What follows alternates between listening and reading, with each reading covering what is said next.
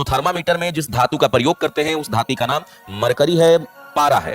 तो अब ये एक सवाल हो सकता है कि आखिर थर्मामीटर में हम लोग पारा का ही प्रयोग क्यों कर रहे हैं, बाकी इतनी सारी धातुएं हैं क्यों नहीं। तो पारा के प्रयोग किए जाने के पीछे 3-4 रीजन है, जिसमें से एक तो है कि पारा जो है वो ग्लास में चिपकता नहीं है। क्यों नहीं चिपकता है? क्योंकि पारा का कोहेसिव फोर्स अधेसिव फोर्स आपने पढ़ा होगा।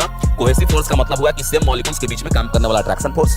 अधेसिव फोर्स का मतलब हुआ कि डिफरेंट मॉलिक्यूल्स के बीच में काम करने वाला अधेसिव फोर्स। जैसे पानी के साथ जुड़ा हुआ है, ये कोहेसिव फोर्स है, लेकिन जब हम लोग पानी में हाथ डुबाते हैं तो हमारे हाथ में पानी चिपक जाता है, तो हमारे हाथ और पानी के बीच में जो फोर्स काम कर रहा है उसे हम लोग कहते हैं अधेसिव फोर्स। तो मरकरी के मॉलिक्यूल्स के बीच में जो फोर्स काम कर रहा है वो है कोहेसिव फोर्स। अब उसकी वैल्यू इतना अधिक होती है कि अधेसिव फोर्स से वो हमेशा ज्यादा रहता है, जिसके कारण वो किसी वस्तु के सरफेस पर चिपकता नहीं है। तो ये कारण तो है कि मरकरी का कोहेसिव फोर्स अधिक होता है, जिसके कारण वो ग्लास में नहीं चिपकता है, इसलिए हम लोग उसका प्रयोग थर्मामीटर में करते हैं।